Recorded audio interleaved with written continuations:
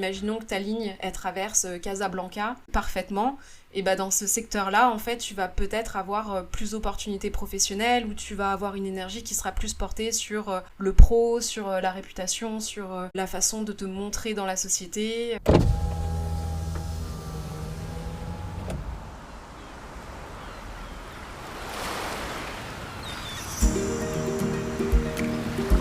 Ah, les road trips, les paysages qui défilent. La musique, l'air qui caresse ton visage. La légèreté. Ça te tente ? Allez, monte à bord. Derrière le volant aujourd'hui, c'est moi, Alban. Une femme avec une grande soif de découverte et d'aventure.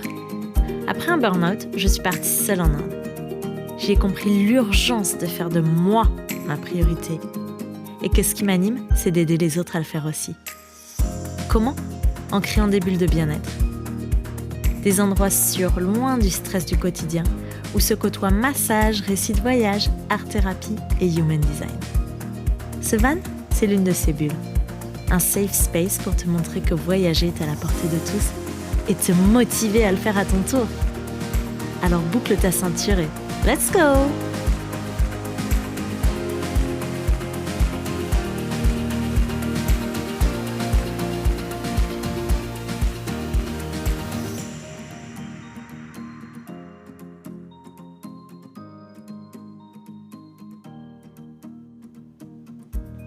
Hello, bienvenue pour ce 53e épisode de Chronique de voyage.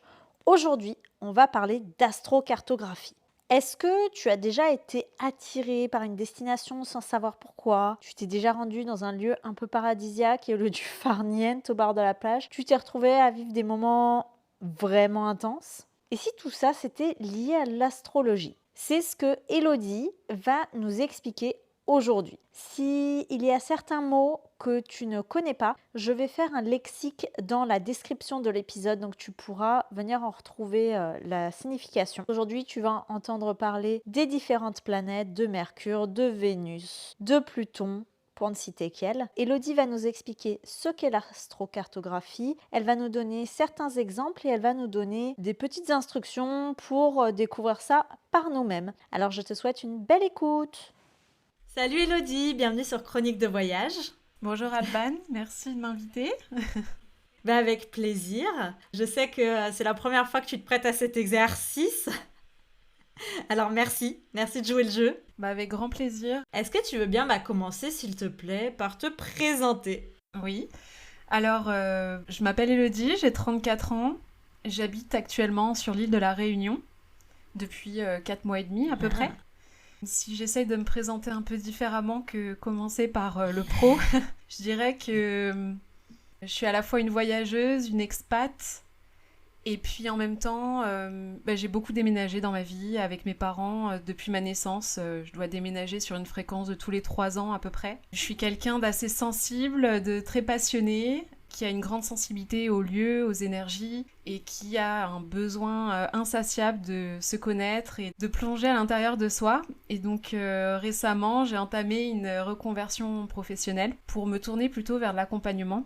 Et donc je suis astrologue et géobiologue. Donc j'exerce à la fois l'astrologie et un travail aussi énergétique sur les lieux et sur les personnes. Et ayant toujours été confrontée un peu à la problématique de trouver sa place dans le monde, j'associe plusieurs techniques pour mieux se comprendre, trouver sa place en soi, chez soi et dans le monde du coup, si je peux résumer ça comme ça. Génial, merci pour cette présentation. Tu pourras me donner, pour les personnes qui seraient intéressées, si tu as un site ou comment te contacter pour les personnes qui ont envie, pourquoi pas, de travailler avec toi. Oui, avec plaisir, je te donnerai toutes les infos. J'ai un podcast Astro Expat, c'est d'ailleurs via ce podcast qu'on s'est rencontrés. Oui. Donc où j'essaye de mêler l'astrologie avec des projets de voyage ou d'expatriation. Et puis j'ai un compte pro de mon nom, Elodie Bétard _ où je diffuse d'autres sujets en lien avec le bien-être et puis mes activités professionnelles. Génial, je mettrai les deux en description, comme ça, si les personnes veulent te retrouver, elles auront qu'à cliquer. Merci. Et juste avant qu'on se lance dans le vif du sujet, tu peux expliquer un petit peu ce que c'est géobiologue ? Parce que j'ai déjà entendu le nom, mais je ne sais pas ce que c'est. Alors, je fais ma petite curieuse. La géobiologie, c'est un mot qui est assez récent, mais la pratique, elle est très très ancestrale.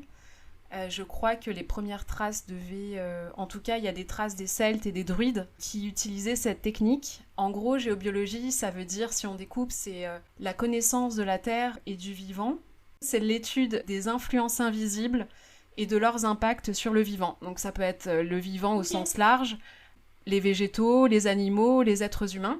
Et les géobiologues contemporains utilisent cette pratique surtout pour l'habitat et pour essayer de comprendre quand les gens se sentent pas bien chez eux. Et du coup, la technique, c'est une pratique qui est d'ailleurs pratiquée par des géobiologues qui ont... chacun a sa façon de faire, d'ailleurs. Et il y en a qui sont beaucoup plus scientifiques, il y en a d'autres qui vont être beaucoup plus dans le subtil, l'énergétique, avec des phénomènes beaucoup plus irrationnels ou, entre guillemets, paranormaux. Il y en a un peu pour tous les goûts. Et l'idée, en fait, c'est d'aller d'identifier, de neutraliser toutes les influences invisibles qu'il peut y avoir sur notre habitat, et du coup, qui ont un impact sur nous, sur notre santé, sur notre vitalité, sur notre bien-être. Ok. Et justement, pourquoi je t'ai fait venir aujourd'hui, c'est aussi lié au lieu. Oui. Quand on voyage, je pense que certains ont déjà ressenti quand tu vas à un endroit. Alors, il peut y avoir plusieurs phénomènes. Soit tu te sens attiré par cet endroit sans comprendre pourquoi, ou tu peux vivre pas la même chose que la personne à qui tu vas en allant au même endroit. Ce genre de choses. Et toi, c'est quelque chose sur lequel tu travailles. Alors, ça s'appelle comment, cette chose-là? Explique-nous. Tu me laisses faire découvrir aux auditeurs. Le suspense. Ouais. Pourquoi tu es là aujourd'hui? Ouais, on va parler d'astrocartographie. Qu'est-ce que c'est que ça? L'astrocartographie, c'est une technique qui nous permet de comprendre quel est notre lien avec les différents lieux du monde. C'est comme si on avait chacun une carte du monde énergétique. Et donc, à partir de notre thème natal, notre thème de naissance astro, on le plaque en fait sur la carte du monde et on est capable de voir quelles sont les grandes lignes d'énergie qui correspondent à nous, qui correspondent à notre thème. Et donc, en fonction de là où ces lignes vont traverser le monde, on va pouvoir décoder et comprendre quelle est l'histoire entre ces lieux-là et nous, de ce qu'on va pouvoir expérimenter, de ce qu'on va pouvoir ressentir. Et donc, c'est magique. Waouh! Alors, je pense que là, tous ceux qui écoutent doivent avoir plein de questions. Donc, comment ça se passe? Est-ce que tu retrouves, comme sur ton thème, ton soleil, ta lune, ton ascendant? Et ouais, exactement. En fait, du coup, comme c'est, pour simplifier, c'est notre thème qui est appliqué sur la carte du monde. Donc en fait, on va retrouver toutes les énergies planétaires. Donc toutes les planètes de notre thème vont se retrouver sous forme de lignes verticales, dispatchées sur la carte, le long du globe. Et donc on va avoir notre ligne du Soleil, on va avoir notre ligne de la Lune, de Vénus, de Mars, de Jupiter, de Pluton, voilà, des 10 planètes. Et en fonction de la répartition des planètes sur notre propre thème de naissance, donc par exemple, en fonction de si tu as beaucoup de planètes qui sont positionnées le long de l'ascendant, si tu as d'autres planètes qui sont plutôt positionnées au niveau du milieu du ciel, qui représentent la carrière, tout ça. Donc en fonction de la répartition de base des planètes, on va, sur notre astrocartographie, retrouver ces planètes associées à un angle. Donc en fait, en astrocartographie, on va avoir 4 angles qui correspondent aux 4 angles de notre thème natal. Donc chaque angle a une symbolique, bien sûr. Et donc, en fonction de là où sont placées les planètes, on va avoir des planètes qui vont être plutôt associées à un angle plutôt qu'un autre. Ok. Ça va rajouter de la subtilité, on va dire, dans les interprétations. Et donc, par exemple, si on a une planète, par exemple, le Soleil, notre ligne du soleil qui est conjointe au milieu du ciel, qui est le point le plus au sud au moment de notre naissance, du coup, sur notre astrocartographie, le Soleil va être associé au milieu du ciel. Et donc, la ligne du Soleil qui va traverser, je sais pas moi, certaines villes, en fait, on va avoir une énergie peut-être qui, je sais pas, imaginons que ta ligne, elle traverse Casablanca parfaitement, et dans ce secteur-là, en fait, tu vas peut-être avoir plus d'opportunités professionnelles, ou tu vas avoir une énergie qui sera plus portée sur le pro, sur la réputation, sur la façon de te montrer dans la société, à l'inverse du fond du ciel, où ce serait plus une énergie en lien avec un focus sur ton foyer, sur ton intimité, sur tes racines. des choses comme ça. Et ça, pour voir cette carte, est-ce que tu as un site où nous, on peut aller comme ça, ou est-ce que c'est vraiment, il faut faire appel à on dit un astrocartographe? Alors, il y a plusieurs... Ça s'appelle comme ça? Ouais. Alors, oui, alors je crois que ça s'appelle comme ça. Ou un astrologue spécialisé en astrocartographie. Mais je crois que les deux se disent. Tout est possible. La seule chose, c'est que quand on... Ah, donc, il y a un site gratuit. Je crois même qu'il y en a deux. Il y a AstroSeek qui nous permet d'avoir une vision globale avec d'autres types d'infos, mais qui ne va pas nous permettre de zoomer très précisément sur les lieux. Et celui que j'utilise et qui est gratuit, c'est astro.com. De nom, c'est AstroDience. Okay. Et donc astro.com, c'est un site qui est pratique parce que vous avez aussi l'interprétation de votre carte à l'endroit où vous cliquez. Donc ça va pas vous donner toutes les subtilités d'une interprétation, mais quand on démarre ou quand on a envie de s'amuser à explorer sa carte, c'est sympa. Et du coup, ça fonctionne comment? Comme AstroThème, ces sites-là, tu mets tes infos de naissance et ça te le génère? Ouais, en fait, astro.com, d'ailleurs, je suis en train de faire des tutos gratuits, juste pour que les personnes puissent... Ah, génial! Ouais, en fait, je l'ai fait, mais je l'ai pas encore diffusé, donc ça va bientôt sortir. Bon, on mettra les liens pour les retrouver en description. Ok, super. Merci beaucoup. Sur astro.com, vous pouvez... déjà, il va falloir vous créer votre compte. Vous allez rentrer vos dates de naissance pour commencer à constituer votre liste. Donc, vous avez, quand vous allez cliquer sur vos coordonnées de naissance que vous avez rentrées, vous allez avoir plein d'icônes. Et si vous allez tout en bas, vous avez une icône qui s'appelle AstroClick Voyage, je crois. Ce sera expliqué dans le tutoriel. Et en gros, ça vous permettra d'accéder directement à cette carte. Ok. Super. Mais je crois que parce que moi j'avais fait astrocartographie, tapé directement dans Google et j'étais tombée sur ce site-là et je crois que ça tombe directement sur cette partie, non? Peut-être que maintenant le référencement a été amélioré et peut-être que maintenant quand vous tapez sur Google astrocartographie, vous tombez directement dessus. Ouais, c'est possible. Ok. C'est bien de savoir les deux si on veut essayer. Ouais, c'est ça. Et du coup, moi là, j'ai envie de partir en vacances. Et j'ai envie d'avoir un peu des rencontres amoureuses. Je regarde quoi? Bon, je sais que tu vas m'apporter pas mal de nuances à ce que je dis. Ouais, c'est un petit peu mon rôle aussi. Parce que... bien sûr. Si vous allez sur TikTok, si vous allez sur Instagram, sur les réseaux sociaux, vous pouvez trouver plein d'infos sur les différentes interprétations par rapport aux lignes planétaires.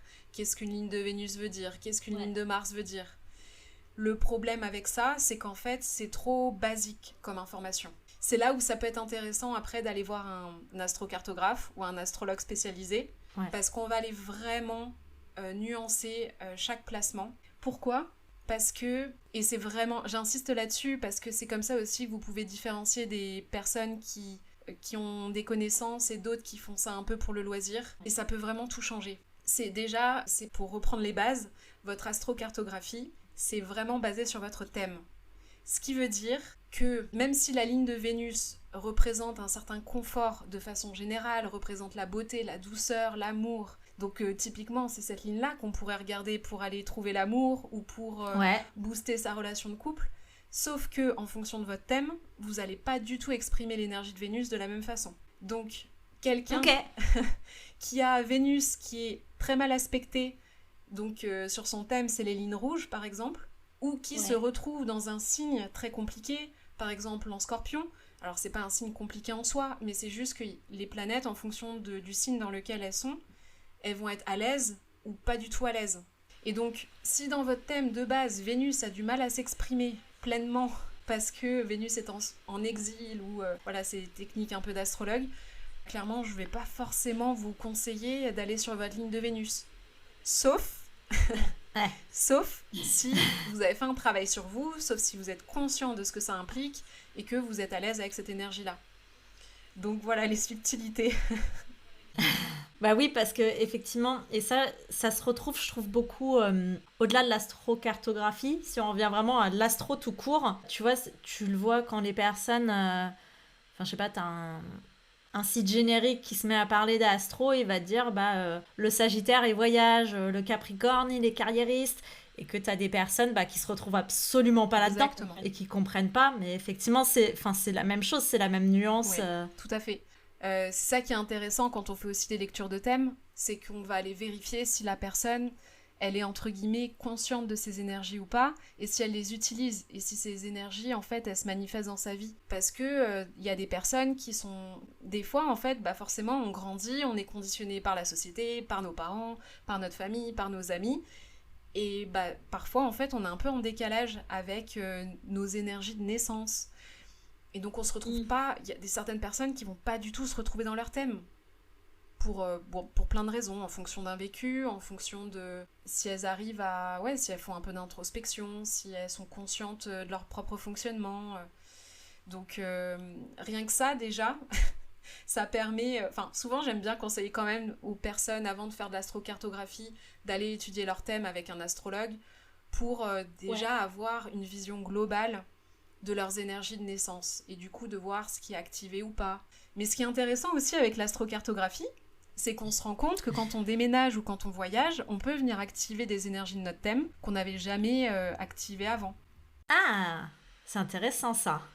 Oui, parce que si t'es resté toujours là où tu es né, t'étais sur la même ligne, donc forcément tu venais pas expérimenter les mêmes choses. Tout à fait. Imaginons que... je sais pas moi, imaginons que vous avez Pluton qui est une énergie qui va vous sortir de votre zone de confort si ce que vous faites c'est pas vraiment aligné ou si c'est en décalage avec votre personnalité profonde. Si vous êtes resté dans votre zone de confort toute votre vie et que vous voyagez sur une ligne de Pluton, ça risque de déménager. Déménager au sens... Oui, joli jeu de mots. Ça risque de vous bousculer parce que vous allez vous confronter à une énergie avec laquelle vous n'avez pas du tout l'habitude, mais du coup ça peut venir aussi activer un secteur de vie en fonction de là où est Pluton dans votre thème. Ça peut venir, si Pluton, imaginons, est en maison 7 et que vous, je sais pas, vous galérez en amour, si vous vous déplacez en couple et que le couple il était un peu bancal, l'énergie de Pluton peut remettre un peu peut vous bousculer pour vous pousser soit à aller mettre de la conscience sur ce qui va pas, soit à vous séparer. Pluton est là pour nous aider à nous réaligner profondément avec qui on est et à faire des choix qui nous conviennent en fait et qui sont là pour notre épanouissement. Donc du coup, ça peut venir activer la maison du couple par exemple, en fonction de si Pluton est en maison 7. Ok. Et tu parles de cet exemple, on a fait une séance toutes les deux, hein, tu as fait je sais pas comment on dit, mon astrocartographie, je sais pas si c'est le mot exact. Ouais, une séance en astrocarto, ouais. En fait, ce qui m'intéressait, c'était de comprendre dans mes voyages passés. Moi, c'était pas... J'aime bien tous les outils de développement personnel. J'aime bien regarder en fait ce que j'ai vécu. J'ai beaucoup de placements en scorpion, hein, j'aime bien aller en profondeur comprendre les choses. Et justement, en fait, depuis le début de ce voyage que je suis en train de faire, on a vu que je suis sur ma ligne de Pluton. J'ai beau me déplacer, je me déplace sur ma ligne de Pluton depuis plus d'1 an maintenant. Ouais, mais c'était fabuleux parce que, en fait, Pluton est déjà une énergie magnétique. Mais en général... Ce que je remarque, c'est que quand on a une énergie plutonienne très très forte dans notre thème, inconsciemment, c'est ce qu'on vient chercher quand on voyage, ou peut-être pas tout le temps, mais moi je me suis rendu compte que j'étais amenée souvent à aller vers des lignes de Pluton, alors que, et sans avoir regardé mon astrocartographie avant, quoi. Et ça m'a fait ça aussi pour une cliente qui a adoré ses expériences de vie sur des lignes de Pluton, alors que Pluton est réputé, par exemple, vous allez sur TikTok, c'est bon, ça va être la fin du monde, surtout n'allez pas sur votre ligne de Pluton. Et en fait, non, tout est juste. Donc souvent, ce que j'aime bien en séance, c'est déjà aller regarder là où vous êtes allé, pour voir déjà avec quelles énergies, donc en fonction des lieux que vous avez aimés, quelles énergies étaient présentes. Du coup, pour voir quelles énergies vous attirent naturellement, qu'est-ce qui est facile pour vous, qu'est-ce que vous aimez, qu'est-ce que vous aimez pas. Parce que ça peut aussi donner des indications sur ce que vous allez apprécier après.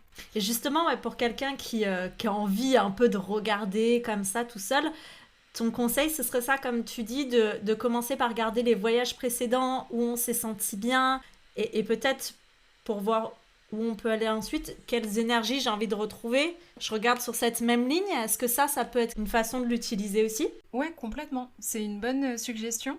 Quand on n'a pas trop de connaissances approfondies en astrocartographie, ça peut être super d'aller comparer justement, d'aller regarder à peu près quelles lignes étaient présentes pendant tel et tel voyage ou pendant telle et telle expatriation, de repérer les endroits qui nous ont plu. Et en général, il y a de grandes chances que l'énergie qui nous a plu, même si c'est réputé être une énergie difficile, on a de grandes chances qu'elle nous plaise pour des futurs voyages ou des futures expatriations. Par exemple, pour reprendre Pluton, parce que c'est souvent l'énergie qu'on fuit, alors que des fois, c'est là où on va vivre notre meilleure vie. Parce que si on est quelqu'un qui aime la profondeur des choses, l'intensité, Pluton, ça peut être fabuleux d'aller sur une ligne de Pluton, en fait. Oui, puis ça peut permettre de travailler sur soi. Enfin, ça dépend effectivement de ce qu'on recherche. Mais si on est dans une démarche de développement personnel, tu vas venir nettoyer pas mal de choses sur cette ligne. Alors oui, ça peut être ça, mais ça peut être aussi quand on a envie de vivre des expériences assez intenses. Parce que Pluton, c'est aussi la passion, l'intensité, l'obsession. Et on peut aussi être amené à vivre des événements assez intenses. Et quand on est une personnalité qui adore ça, en fait, qui adore l'intensité dans les choses, je trouve que Pluton, ça peut nous créer des souvenirs assez incroyables par rapport à une ligne qui serait beaucoup plus douce et où on aurait peut-être tendance à s'ennuyer, par exemple. Ça ressemble exactement à ce que tu m'as dit pendant la séance où je te disais qu'il y avait des endroits qui m'attiraient pas et en fait on se rendait compte que c'était toutes les énergies qui sont en théorie plus douces et qu'à chaque fois je suis attirée par ma ligne de Pluton. Oui, là c'est vrai que comme ta séance était la plus fraîche dans mon esprit, du coup, sans faire exprès, je pense que je reprends des exemples de notre séance. Mais après, ça veut pas dire que, par exemple, aujourd'hui, t'es pas attiré par cet endroit-là parce que peut-être qu'il est un peu trop calme, mais peut-être que dans 1 an, 5 ans, 10 ans, parce que tu auras d'autres projets de vie, en fait, tu vas avoir envie naturellement d'aller plutôt vers des endroits calmes, où il y a juste la nature et rien d'autre. Oui, j'ai retenu de notre séance que j'irai au Vanuatu, où c'est très calme. Je crois qu'il y avait le sud de l'Amérique du Sud, il y avait les pays du Nord aussi, de l'Europe du Nord. Ouais, ce que je me rappelle, c'est qu'effectivement, une ligne qui était beaucoup plus douce, où c'était exactement là où j'avais fait mes études. On passait sur le Canada, et ça m'a fait rire parce qu'effectivement... c'était un moment où moi je me suis épanouie, qui était tranquille, j'ai vécu des belles choses. C'était pas du tout intense comme ce que je peux vivre dans d'autres voyages ou dans d'autres endroits. Et ça, effectivement, ça m'avait vraiment marqué de voir que... Enfin, comment dire ? C'est vrai, quoi. T'as beau l'avoir vécu, tu viens regarder après. Donc là, t'as pas le côté influencé de dire attends, je vais aller à Bali parce que c'est sur ma ligne de Vénus, je vais tomber amoureuse. T'as pas ce côté... où ton mental peut un peu l'imaginer et le forcer, parce que quand tu regardes en arrière, tu peux juste constater que, oui, et puis toi en plus, quand tu me l'as dit, tu connaissais rien de ma vie, on ne se connaissait pas, donc tu peux pas l'inventer, tu lis vraiment de la carte, quoi, ça vient pas de toi, ça vient tout de l'outil. Ouais, non mais c'était impressionnant notre séance. Mais toutes les séances que j'ai faites jusqu'à maintenant, souvent il y avait des choses assez impressionnantes, vraiment. Et même moi, je suis encore bluffée. Des fois, je découvre une carte, je me dis mais non, c'est pas possible.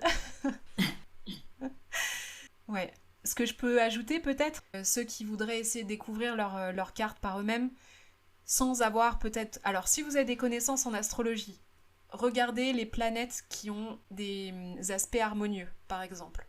Donc si par exemple vous avez Vénus qui a pas d'aspect dissonant, donc il n'y a pas de carré, pas d'opposition avec d'autres planètes, du coup je vous invite à aller peut-être regarder la ligne de Vénus parce que ça peut être un endroit où vous pouvez vraiment vous sentir bien.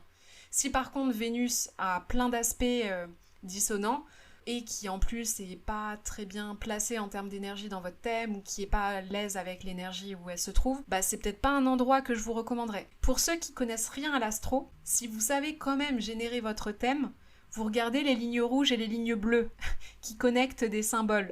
Je suis en train de regarder en même temps ma Vénus, comment elle est aspectée. Et en général, sur votre thème, là où vous avez des lignes bleues qui relient... Donc les lignes, en fait, c'est des aspects, c'est les relations entre les planètes.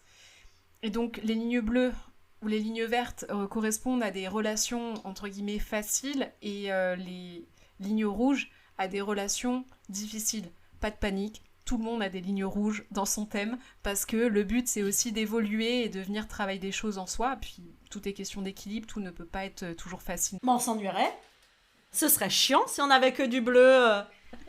Et du coup, pour terminer, regardez les lignes bleues et entre quels symboles la ligne bleue, elle se connecte, par exemple. Et donc le symbole, vous allez pouvoir le retrouver après sur votre astrocartographie. Vous allez pouvoir reconnaître les différents symboles liés aux planètes. Et là, vous pourrez savoir éventuellement si ça peut être un endroit qui peut être facile, entre guillemets. Si vous recherchez la facilité, allez sur les planètes, des lignes de planètes où il n'y a pas trop d'aspects compliqués. En gros, c'est ça le résumé. Oui, parce que tu peux avoir quand même des planètes. Enfin, moi, là, je regardais ma Vénus, par exemple. Elle est aussi bien aspectée que pas bien aspectée, en fait. Elle a du rouge comme du bleu. Oui. Bah oui, du coup, Vénus, c'est pas forcément la planète qu'on va aller regarder. Ça peut être qui tout double. Ça peut être qui tout double. Ok. Qu'est-ce que tu regarderais, justement ? Toi, dans ton thème, je crois qu'il y avait 2 planètes, par exemple, qui n'avaient pas d'aspect trop compliqué, trop dissonant. Je crois qu'il y avait Mercure. Moi, c'est Jupiter. Ah non, c'était Jupiter ? Je me souviens plus. Attends. J'ai Jupiter... Mercure, attends, parce que j'arrive pas à voir, c'est trop petit, là. Attends, je vais... j'ai Jupiter où j'ai que du bleu. Et puis, il est en bélier. Et... Un Mercure, il est caché où... Oui, Mercure, j'ai rien. Il n'a pas de... Mercure, du coup, est plutôt neutre. Ouais, il me semblait qu'il y avait Mercure dans ton thème. Il est neutre, c'est ça. Exactement. Je l'ai trouvé parce que, en fait, pour que vous compreniez pourquoi je le vois pas, c'est qu'à cet endroit-là, j'ai à peu près 6 planètes collées. Alors, pour savoir quel trait correspond à quoi... C'est pas facile. Il faut bien zoomer. J'essaye de Jupiter, au moins, il est tout seul de son côté, ça se voit bien.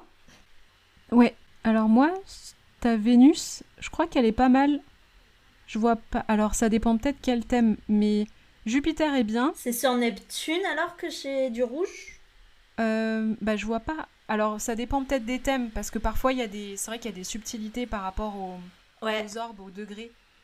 Mais par exemple, là, j'ai ouvert un thème basique et Vénus est bien aspectée aussi. Et t'as Jupiter et Vénus, le Soleil. Mais en fait, ça dépend. Ça dépend des thèmes en fonction des degrés qui prennent en compte entre les planètes, en fait. La tolérance, quoi. Ouais. Ouais, parce que moi, sur là où je l'ai, tu vois, elle est... Mais après, j'ai une conjonction aussi sont quasiment l'un sur l'autre, de Neptune-Vénus. Donc, mine de rien, ça change aussi Vénus, beaucoup de choses. Et tu vois, elle est... moi, j'ai du rouge vers la Lune. Ok. Quand je regarde. La Lune, clairement... La Lune, ce sera pas forcément une ligne reposante. Alors que normalement, quand vous allez regarder la signification d'une ligne de Lune en astrocartographie, vous allez y trouver des choses comme c'est une énergie où tu vas te sentir, ou c'est une énergie douce, où tu peux te sentir chez toi, où tu vas être assez rêveuse, te sentir en sécurité. Mais par exemple, si t'as une lune qui est carrée ou opposée à Pluton, ça peut réveiller des angoisses, de la nervosité, du stress, des peurs irrationnelles. Donc c'est là où sont les subtilités. Oui, c'est hyper intéressant, parce que ça m'a marqué aussi dans ce que tu as dit, justement, la Lune. Moi, du coup, effectivement, elle est en opposition à Pluton. Qu'est-ce que ça... Du coup, les endroits, si je vais sur ma ligne de Lune, enfin d'ailleurs, ils ne m'attirent pas. J'ai jamais été dans un de ces endroits. Qu'est-ce que ça voudrait dire, tu vois, quand tu es en aspect dissonant? Ça veut dire que, au contraire, je vais pas vivre des choses douces là-bas? Ou est-ce que peut-être ces choses douces, je vais, moi, mal les percevoir? Alors, justement, en fait, par exemple, comme la Lune représente tes émotions... Par cas, évidemment. Ouais, oui, ça dépend. En fait, ça dépend de comment... du coup, quelle est ta personnalité aujourd'hui? Ton vécu? Comment... la Lune, c'est la relation avec ses émotions, c'est son monde intérieur. Donc, en fonction de comment tu t'es à l'aise ou pas avec tes émotions, en fonction de comment tu... Est-ce que tu arrives à te sentir en sécurité avec toi-même, tu vois déjà, comment est ton monde intérieur déjà aujourd'hui peut en dire long sur ce que tu peux vivre sur une ligne de Lune aussi. Donc, si t'es à l'aise avec le fait que des fois tu vas avoir des émotions hyper intenses, parce qu'en fait, Lune opposée Pluton, c'est comme si en fait Pluton et la Lune interagissaient très très fortement ensemble, mais des fois un peu dans des choses compliquées. Donc du coup, c'est pour ça que je dis que ça peut apporter de la nervosité, du stress, des angoisses. Parce que du coup, Pluton, ça peut aussi parler de nos peurs, de la destruction. Et la Lune, c'est nos émotions. Donc les deux ensemble, qui sont pas hyper bien aspectés, ça peut rajouter des émotions intenses, mais plutôt, tu vois, un peu difficiles. Sauf si on a fait un travail sur soi, qu'on est un peu à l'aise avec tout ça, et au final, c'est peut-être pas aussi problématique que pour quelqu'un qui a jamais travaillé sur lui. Oui, tous les gens qui me connaissent dans la vraie vie, on va dire, pourront me confirmer qu'effectivement mes émotions sont très intenses. Là, ce qui risque d'arriver, je suis pas du genre à avoir des émotions demi-mesure. Peut-être, mais après, l'astrocartographie et l'astrologie, de façon générale, c'est très dur d'y mettre une vérité absolue, et moi je dis toujours, l'idéal c'est quand même d'expérimenter. Mais en hypothèse, on peut se dire que si tu vas sur la ligne de ta lune, tu risques de vivre des émotions très très très intenses, peut-être d'avoir une hypersensibilité qui est décuplée, qui va peut-être réactiver des peurs que t'as pas résolues dans le passé. Du coup, ça va revenir à toi peut-être en forme de boomerang, tu vois. Des angoisses aussi, peut-être que ça va venir réactiver des angoisses. Ça, c'est des hypothèses, parce qu'aussi bien, tu vas me dire, non, mais en fait, ça va, c'est tranquille. Mais c'est pour ça, tu vois, que je trouve aussi génial de regarder, en fait, ça par rapport au voyage passé, pour comprendre ce que tu as vécu, en fait. Je trouve que c'est un super outil pour faire ça, en fait. Comprendre ce que tu as vécu, pourquoi, je sais pas, pourquoi tu as été attirée par Bali, au-delà de l'influence qu'on a aujourd'hui, mais il y a des endroits où tu es attirée sans comprendre, t'entends le... Enfin, moi, je prends mon exemple, hein, mais l'Inde, j'ai lu un livre et je me suis dit, il faut que j'y aille. Et notre séance m'a permis de comprendre que, oui, en fait, j'avais énormément de choses à venir travailler là-bas. T'allais dire quelque chose, pardon. On a un léger décalage. Non, mais j'allais prendre exactement ton exemple de l'Inde. Et à la fin de la séance, on a vu que, parce qu'en fait, il y a d'autres informations qu'on peut croiser en astrocartographie pour venir affiner ce qu'on vient vivre, en fait. Et toi, en fait, on peut aussi aller voir l'astro-locality, qui sont des lignes directionnelles. Donc c'est à partir de votre lieu de naissance, en fait, il y a les lignes planétaires qui partent dans plein de directions différentes, et ça vient rajouter de la subtilité. Okay. Et donc toi, t'avais la ligne de ton nœud lunaire. Donc les nœuds lunaires, c'est karmique, c'est en lien avec nos vies antérieures, c'est en lien avec notre destin et notre destinée. C'est des fois des énergies qui nous drivent sans qu'on s'en rende trop compte, quoi. C'est un peu, malgré nous, on est amené à aller vers ces endroits-là. Et toi, en fait, ce qui est incroyable, c'est que du coup, t'as ta ligne de nœud lunaire qui va pile en direction de l'Inde et qui traverse l'Inde. Donc ça vient rajouter une dimension karmique en lien avec ton destin ou ta destinée par rapport à cet endroit-là. Et j'ai envie de rajouter, parce que quand même, par rapport à l'Inde, des petites anecdotes, c'est qu'en plus, cette ligne, elle passe au niveau de Pondichéry, ce qu'on avait vu, le dernier endroit où j'étais en Inde. Il faut savoir que quand j'étais au lycée, on avait, alors je sais pas si c'est encore le cas, si toi tu l'as eu ou quoi, mais quand on passait le bac blanc, on avait en fait, pour pas que ce soit les mêmes sujets, les sujets du lycée de Pondichéry. Parce qu'en fait, Pondichéry, c'était un comptoir français à l'époque en Inde, c'est-à-dire que c'était un petit bout de France sur le territoire indien. Et il y a encore aujourd'hui un lycée français là-bas, géré par l'Académie française, qui a les mêmes conventions. Et en fait, on recevait, nous, le bac blanc que j'ai passé, c'était des sujets de Pondichéry. Et le jour où j'ai vu écrit Pondichéry, je savais pas à l'époque que c'était en Inde, j'en avais strictement aucune idée, c'était la première fois que j'entendais ce mot. Mais quand j'ai lu ce nom, je savais qu'un jour j'irais. Je le savais, je pouvais pas t'expliquer, et j'avais 16 ans, et j'y suis allée à 32 ans. C'est incroyable. 16 ans plus tard, et tu vois, et avec ce que tu dis, ça fait tellement sens. Et puis pareil, avant de lire ce livre, je te jurais par tous les grands dieux que jamais je mettrais un pied en Inde. Et puis un jour, il y a un truc qui me fait, vas-y. Et puis je l'ai écouté. Et tu vois, je trouve ça génial de voir que ça peut t'expliquer en fait pourquoi j'ai été attirée par cet endroit, pourquoi, parce que l'Inde c'est immense, donc effectivement il y a quand même pas mal de lignes qui traversent selon où je suis. Et pourquoi Pondichéry en particulier à 16 ans, je me suis dit un jour j'irai là-bas, c'est même pas je me suis dit, c'est je savais qu'un jour j'irai là-bas. Alors que il n'y avait rien qui m'est destiné. Je pense que pendant encore peut-être bien 10 ans, j'avais strictement aucune idée de ce qu'était Pondichéry ni où c'était. Non, puis ce qui est trop beau, c'est ce que toi t'as vécu en Inde après. C'est ça qui est encore plus intéressant. Oui. Ah bah clairement, moi, ça a été... c'est une destination qui a été profondément transformatrice. Et c'est là où je me suis retrouvée. C'est là où j'ai brillé. Et ce qu'on a vu, c'est que cet endroit-là, c'est la ligne de mon soleil aussi. Ouais, complètement. Et c'est là où je me suis retrouvée. Moi, je l'ai dit même avant qu'on fasse cette séance. Je disais, c'est l'endroit où j'ai fait ma connaissance, en fait. Et en fait, c'est drôle parce que dans ton thème, ton nœud nord, il est conjoint à l'ascendant.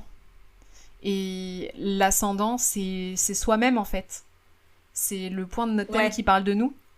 Donc du coup, je trouve qu'il y a un bel écho entre le fait que ton nœud nord, ton nœud lunaire, qui parle de destinée ou d'évolution de l'âme, que tu sois allé en Inde pour te retrouver toi. Et en fait, c'est une énergie qui est collée à ton ascendant, en fait. Et c'était une invitation, en fait, à arrêter, tu vois, de trop focus sur les autres et de te retrouver toi. C'est fin. Et là, j'ai envie de savoir, là, je fais ma petite queue par rapport à toi. Comment t'en es venue à toi faire de l'astrocartographie? Justement, est-ce que tu avais un peu cette curiosité de comprendre ce que tu avais vécu? Qu'est-ce qui t'y a emmené? Ça a été plusieurs choses. Au début, je me suis pas, quand j'ai commencé à m'intéresser à l'astro, c'était en 2020 à peu près, et j'ai pas forcément plongé direct dans l'astrocartographie, je connaissais pas forcément tout ça. Mais avant ça, sans rentrer trop dans les détails, quand je suis partie vivre au Vietnam, j'ai rencontré un maître Feng Shui. Et le Feng Shui, c'est quand même, il y a une question, c'est une discipline où on va réfléchir en termes de lieux, d'énergie et tout ça.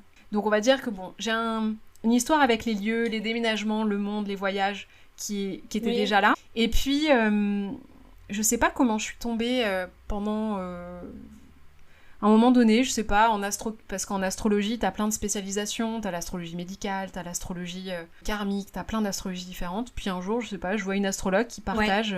Bah d'ailleurs, c'était peut-être un épisode de podcast sur l'astrocartographie. Et en fait, là, je me suis dit, mais c'est quoi ce truc?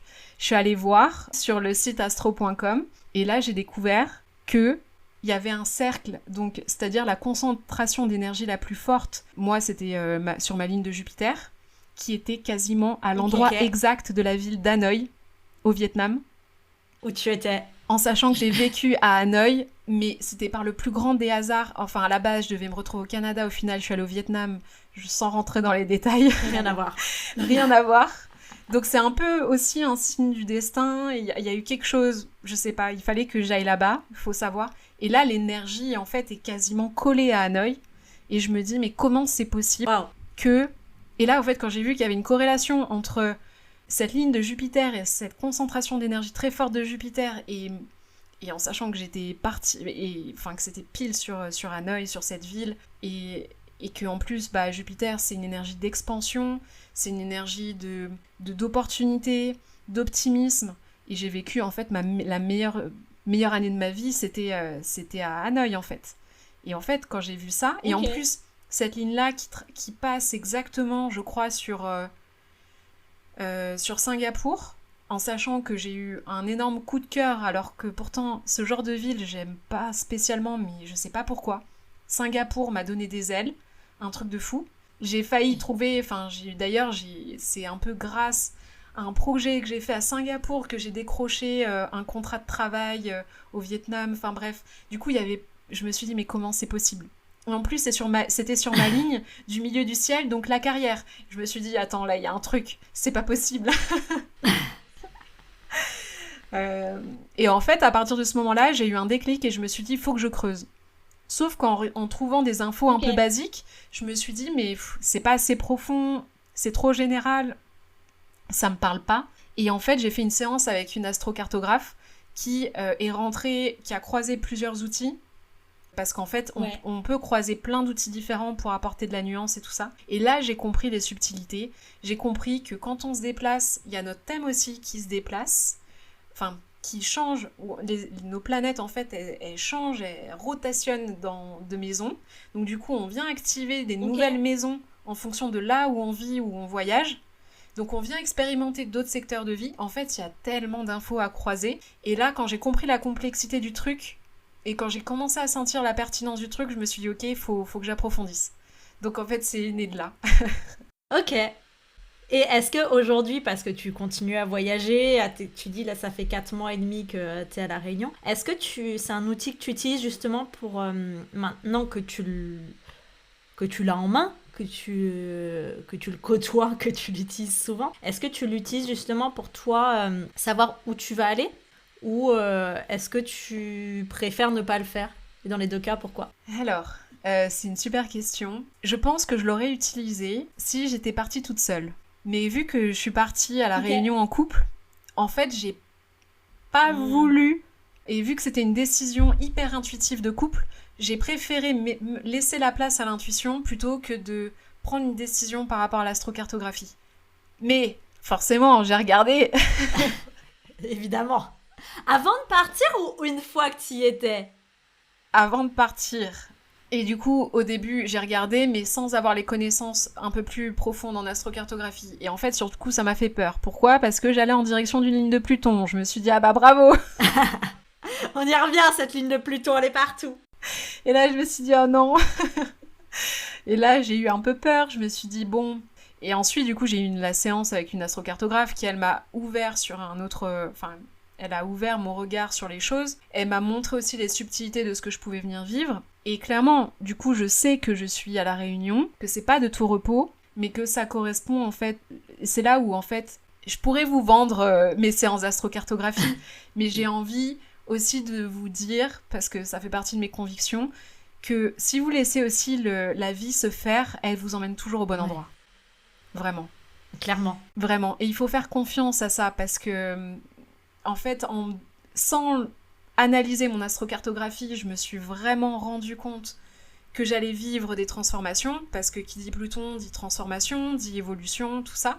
Et je savais que du coup, ça allait m'aider à m'assurer que, vu que je me lançais dans un nouveau projet professionnel, ça allait m'aider à soit péter mon projet si c'était pas assez aligné, soit ça allait m'aider, ça allait me porter dans le bon sens de mon projet, si c'était aligné.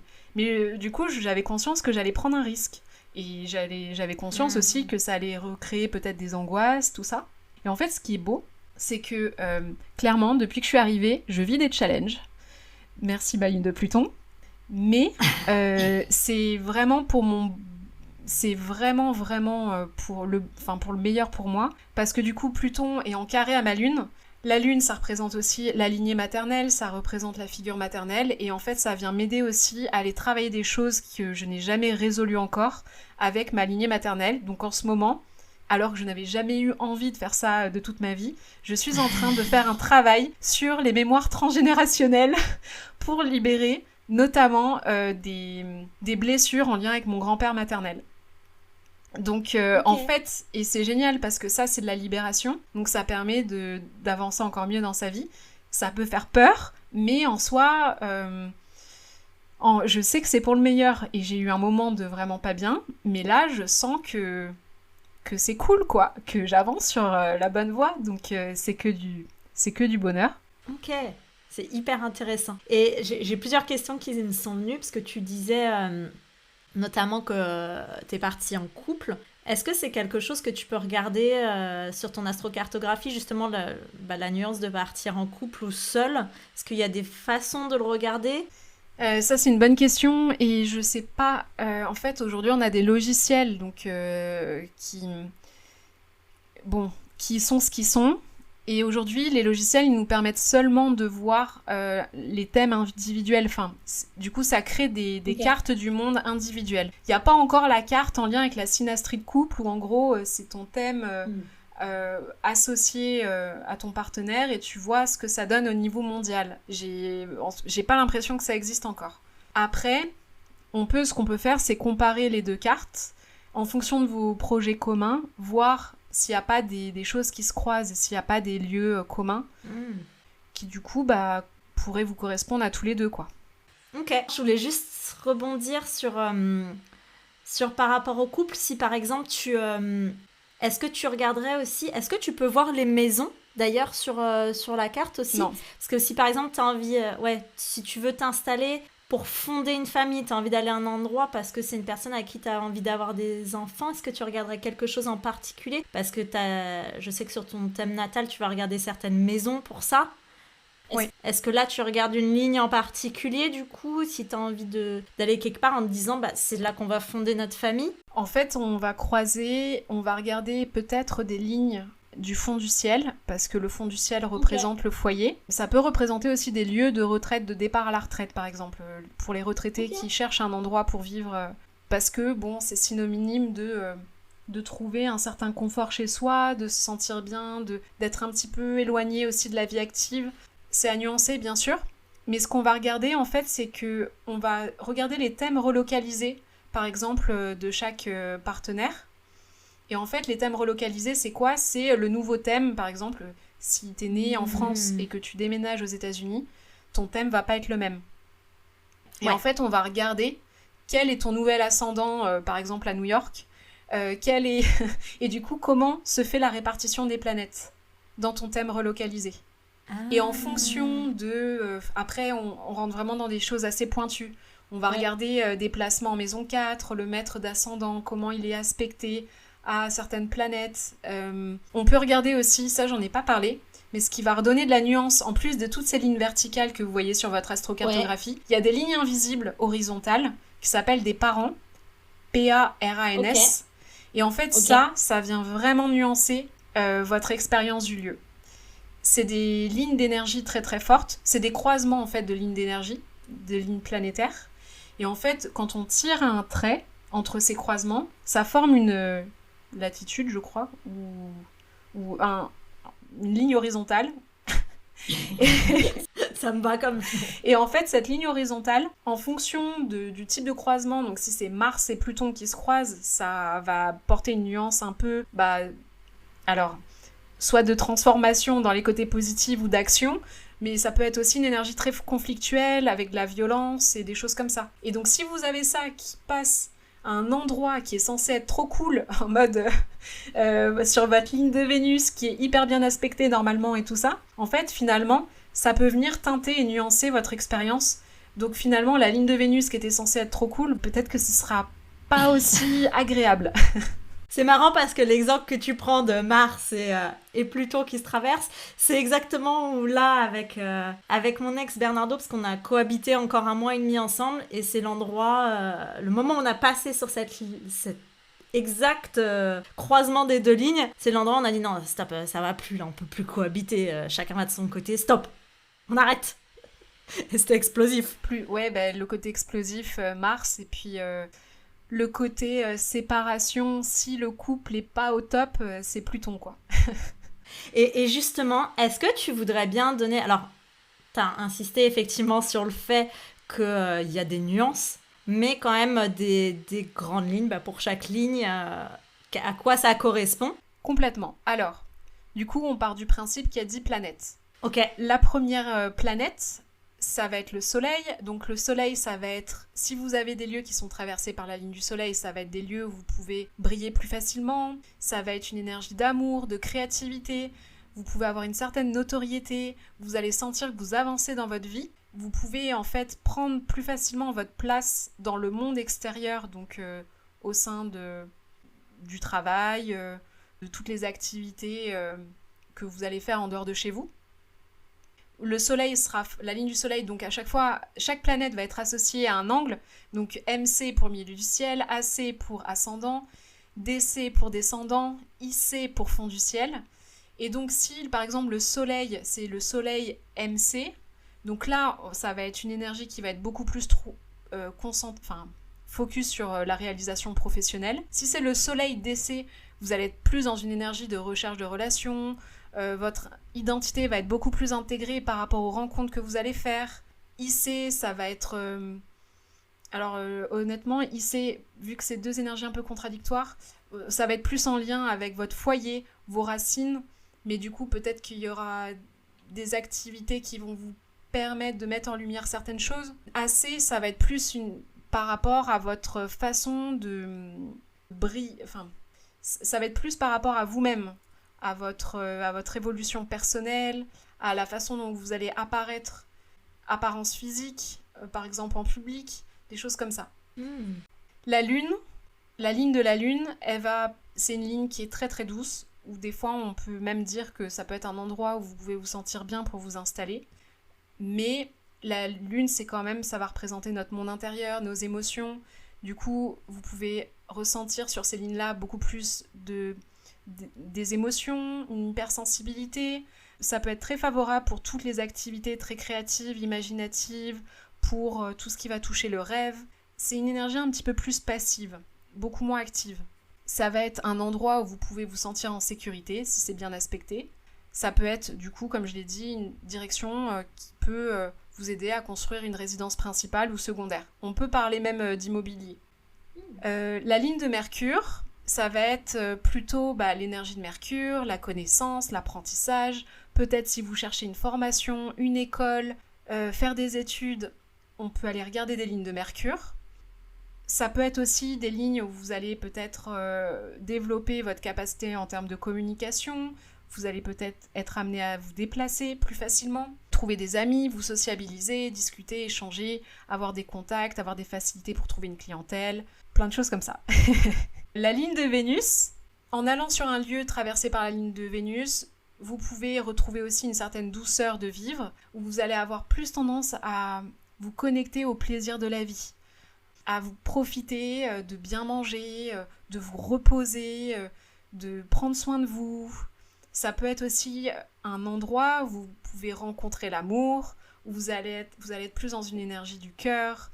Du coup, ça peut être des lieux où vous allez vous connecter plus facilement à vos plaisirs, à une forme de slow living, de joie, etc.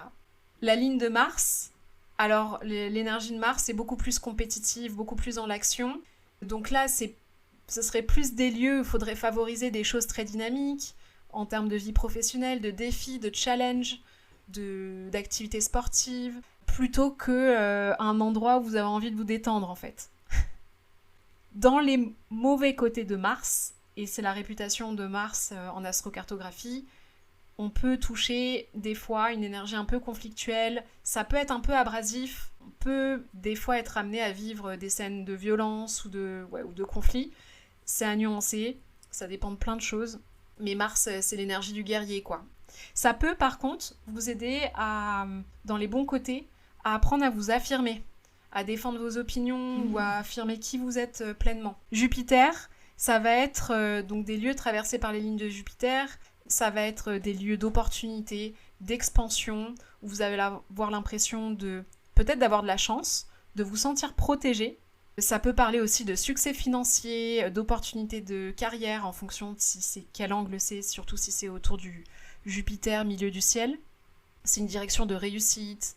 Vous pouvez d'ailleurs prendre une position de guide envers les autres. Du coup aussi, vous peut-être activer en vous l'âme du voyageur ou d'entamer un travail de développement personnel, d'ouvrir un peu votre état d'esprit, votre ouverture et votre conscience.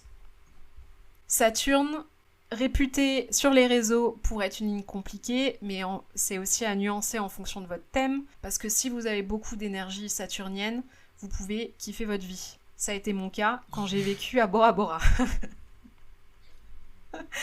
Donc du coup, Saturne, la planète qui peut, donc sur ces lignes-là, elle peut favoriser l'introspection, la méditation, les retraites, en fait toutes les activités où vous allez être un petit peu seul, vous allez avoir des moments de solitude. Donc ça peut être aussi parfait, par exemple, pour la création d'un livre ou d'activités où vous avez vraiment besoin de vous isoler, d'avoir de la discipline, de ne pas vous laisser trop distraire, de rester concentré sur vos ambitions et vos objectifs. Après, dans les mauvais côtés de Saturne, ça peut parler de pessimisme, de lassitude, de frustration, d'avoir des soucis. C'est pas forcément une ligne qu'on peut aller chercher si on cherche la détente absolue sur une plage et si notre objectif c'est juste de kiffer la vie et de se connecter à ses propres plaisirs. Parce qu'on cherche à Bora Bora quoi. Ouais, moi à Bora Bora j'étais près d'une ligne de Saturne et j'ai jamais autant travaillé de ma vie avec acharnement.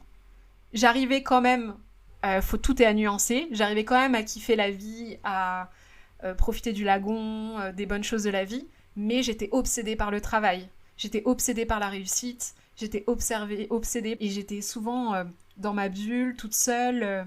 C'était assez incroyable, quoi. Ah, c'est fou quand même ce que ça peut... Waouh. Parce qu'effectivement, Bora Bora, c'est vraiment l'endroit où tu te dis, tu viens plutôt...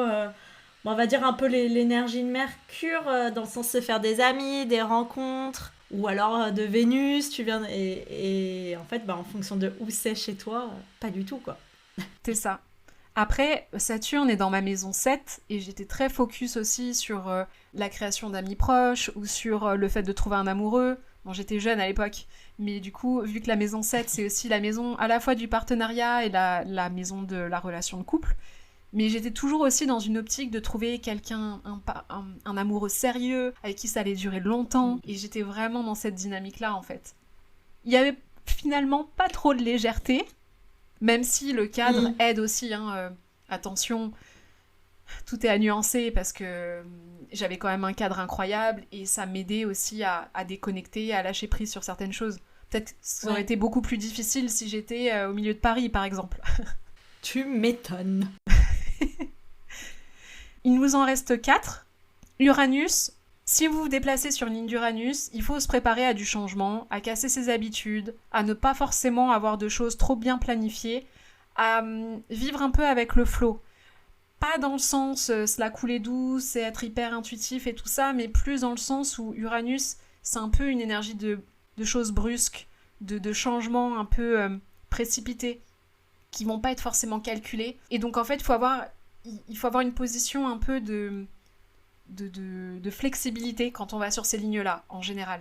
C'est l'inattendu, c'est les surprises. Ça peut être des lieux, il peut y avoir un peu d'électricité dans l'air, des choses un petit peu instables. Mais ça peut être aussi des endroits où vous pouvez vous connecter à une certaine forme d'indépendance, à vous connecter à votre partie de vous qui est indépendante, libre, et qui aussi a des convictions et qui a envie de défendre certaines causes. Neptune, à prendre avec des pincettes. De mes expériences, en plus de ce que j'ai lu dans les différentes séances, en général, Neptune peut être hyper bien vécu. Ça peut être des endroits où on est complètement déconnecté de la réalité. Vous avez l'impression que votre vie d'avant, mais c'était dans une autre vie, quoi. Que vous êtes dans votre monde, mais vraiment, au sens littéral du terme, vous êtes dans votre monde, dans votre bulle. Ce que vous vivez, il y a des trucs de fous qui n'ont même pas l'air réels. Vous avez l'impression d'être dans un monde presque imaginaire. Ça peut être un endroit où vous pouvez vous connecter beaucoup plus facilement à une forme de spiritualité, à quelque chose de plus grand, à vos rêves, à votre vision de la vie. Et dans les moins bons côtés, ça peut être, surtout pour les personnes qui sont fragiles, on peut sombrer dans des formes de désillusion. En fait, Neptune, dans ses mauvais côtés, c'est un peu les plaisirs dangereux, quoi. Ça peut être la drogue, ça peut être des choses, en fait, qui vont tellement vous déconnecter de la réalité que, en fait, vous êtes plus du tout ancré et vous pouvez vous perdre, quoi. Donc, faut faire un petit peu attention. Ça peut créer, du coup, des déceptions, des désillusions dans les parties les plus sombres. Pluton, c'est, du coup, ça peut être un peu ambigu. Ça dépend, comme de toutes les autres planètes, forcément de notre thème. La planète qui est la plus éloignée dans notre système solaire, donc qui a quand même une puissance qui est assez forte. Donc tout est profond, ça peut nous amener à vivre des transformations profondes, ça peut nous donner l'impression que notre vie ne sera plus la même qu'avant. Du coup, ça peut nous créer dans les côtés les plus moins sympas, en fonction aussi de comment on est connecté avec... Enfin, où est placé Pluton par rapport aux autres planètes. Ça peut générer de l'angoisse, du stress, des peurs, une forme de pression. Mais comme on l'a dit aussi au tout début, si on est quelqu'un d'intense, on peut vivre des grandes passions, une grande intensité dans les événements ou dans les expériences. Donc tout n'est pas négatif non plus. Ça, je pense qu'on a bien cité Pluton là pour le coup aujourd'hui. C'est ça. Et pour conclure, le nœud nord, ça va être aussi alors le nœud nord, c'est pas une planète, c'est un point fictif, sans rentrer dans les détails. Mais le nœud nord en astrologie symbolise quelque chose en lien avec le karmique. Le nœud sud va plutôt correspondre à vos vies antérieures, vies passées, ou à tout ce qui est acquis pour ceux qui ne croient pas forcément aux vies antérieures. C'est vraiment la partie de nous avec laquelle on arrive, ces sortes de bagages, positifs comme négatifs, mais c'est des bagages qu'on est invité à transcender, à mettre de côté pour évoluer. Donc ça peut être des potentialités très fortes, si on en a conscience, ça peut être des atouts, mais l'idée en fait avec un nœud sud, c'est d'aller plutôt vers son nœud nord, et du coup le nœud nord représente plutôt l'évolution de notre âme dans cette vie-ci, Et donc, comme vous le voyez, le nœud nord et le nœud sud, les nœuds lunaires en général, peuvent indiquer plutôt des endroits où on va être un peu... on n'aura pas forcément des fois l'impression de contrôler ce qu'on vit. Et puis, il y a une notion de karma ou de destinée. Ça peut aussi nous donner du coup une direction, nous remettre sur les rails. Ça dépend. C'est très, très ambigu, ça dépend comment chacun arrive à le vivre. Il n'y a pas encore trop de... J'ai pas encore trop de retours sur les nœuds lunaires, mais voilà. On a fait le tour. Merci beaucoup. C'était super. Je pense que ça va conclure cet épisode.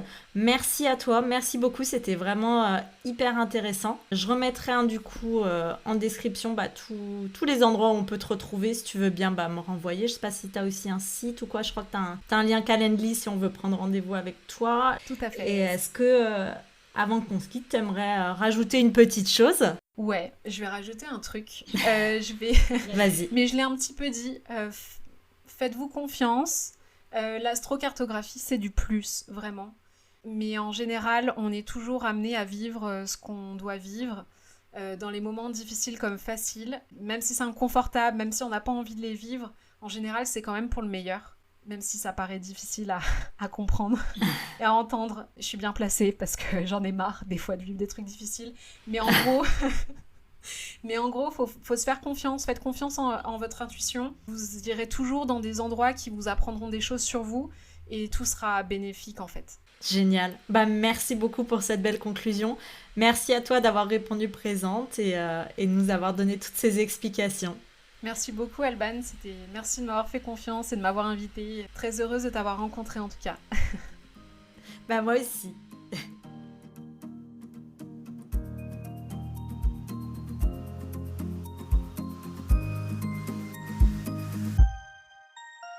Merci pour ce beau moment. Je suis tellement contente que tu sois venue en road trip avec moi aujourd'hui. Si ça t'a plu, viens me raconter ce qui t'a marqué sur Instagram. Et si tu veux que d'autres puissent profiter à leur tour de ce moment d'évasion, laisse 5 étoiles sur ta plateforme préférée. À la semaine prochaine et qui sait, peut-être que je te laisserai le volant.